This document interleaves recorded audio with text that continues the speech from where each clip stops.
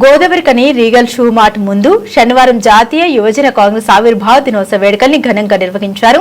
యువజన కాంగ్రెస్ రామగుండం కార్పొరేషన్ అధ్యక్షులు కౌటం సతీష్ ఆధ్వర్యంలో నిర్వహించిన ఈ కార్యక్రమానికి ముఖ్య అతిథిగా కాంగ్రెస్ పార్టీ సీనియర్ నాయకులు కాల్వ లింగస్వామి హాజరై యువజన కాంగ్రెస్ జెండాను ఆవిష్కరించారు.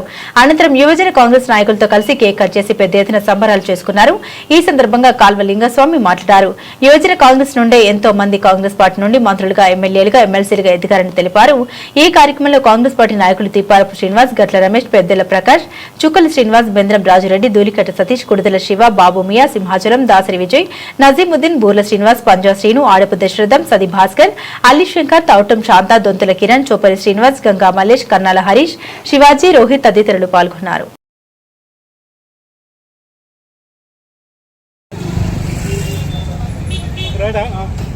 ఈరోజు కాంగ్రెస్ పార్టీ అనుబంధ సంఘ యువజన కాంగ్రెస్ ఆవిర్భావ దినం సందర్భంగా రామగుండం కాంగ్రెస్ పార్టీ యువజన కాంగ్రెస్ అధ్యక్షులు కౌటం సతీష్ ఆధ్వర్యంలో జెండా కార్యక్రమం చేయడం జరిగింది.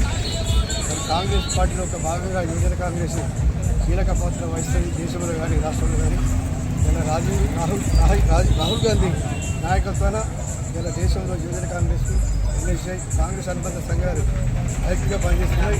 రేపు రాబోయే దేశంలో జరిగే ఎన్నికల్లో రాహుల్ గాంధీ గారిని ప్రైమ్ మినిస్టర్ చేయాలని యువజన కాంగ్రెస్ కంకణం కట్టుకొని అనేక కార్యక్రమాలు కూడా చేపట్టడం జరుగుతుంది. దానిలో భాగంగా రాష్ట్రంలో రేవంత్ రెడ్డి గారి నాయకత్వాన ఇలా రాష్ట్రం అభివృద్ధి పథకంలో వస్తున్న సంగతి అందరూ తెలిసిందే. అదేవిధంగా రామగుండం నియోజకవర్గంలో విదర్భ సహకారంతో రామగుండం ఎమ్మెల్యే రాజ్ ఠాకూర్ గారు రామగుండాన్ని అభివృద్ధి పథకంలో నెరవేర్చు గత 18 నెలలనే 800 కోట్లు తెచ్చి ఈ రామగుండాన్ని ఒక అభివృద్ధి పథకంలో మా యువ ఎమ్మెల్యే మేమందరం కూడా కాంగ్రెస్ పార్టీ మరి అనుబంధ సంఘాలు అందరం కూడా తోడుగా ఉంటాం.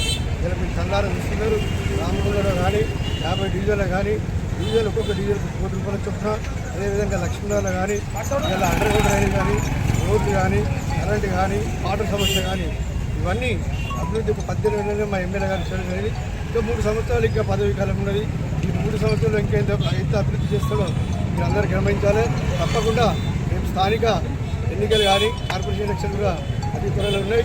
మరి మా ఎమ్మెల్యే గారి నాయకత్వాన కాంగ్రెస్ పార్టీ అనుబంధ సంఘం యువజన కాంగ్రెస్ అందరం కలిసి మా ఎమ్మెల్యే గారు చేసే అభివృద్ధి కార్యక్రమాలను గడప తీసుకుపోయి రేపు జరగబోయే ఎన్నికల్లో మా రాజ్ ఠాకూర్ ఎమ్మెల్యే గారి నాయకత్వాన కాంగ్రెస్ పార్టీ